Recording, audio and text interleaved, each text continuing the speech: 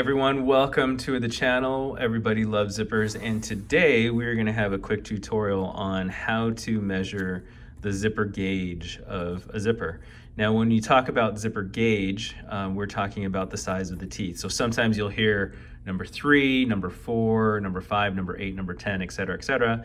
Really, as those numbers go up, the size of the teeth get larger and larger. So I'm going to show you quickly how to measure the zipper gauge so that you know, for example, if it's on some piece of clothing or some piece of luggage and your slider is gone, this is kind of a way to know what type of slider you're going to need.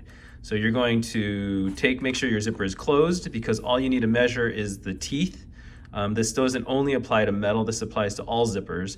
You only want to measure just the teeth. You don't want to measure any of the extra tape on the side, and you're going to measure the width of it closed. So this here is measuring about 8 millimeters.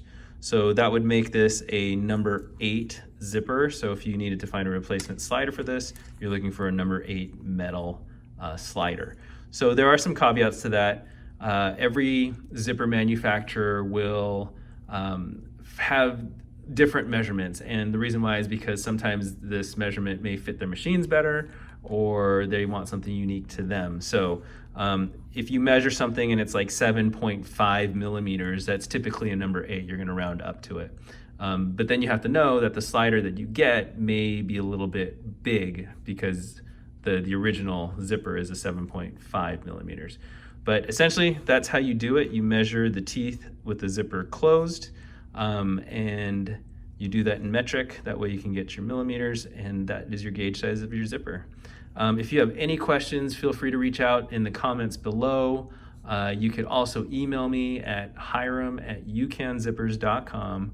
And if you want to subscribe, hit that bell, and you can subscribe to this channel. Thanks so much. Bye.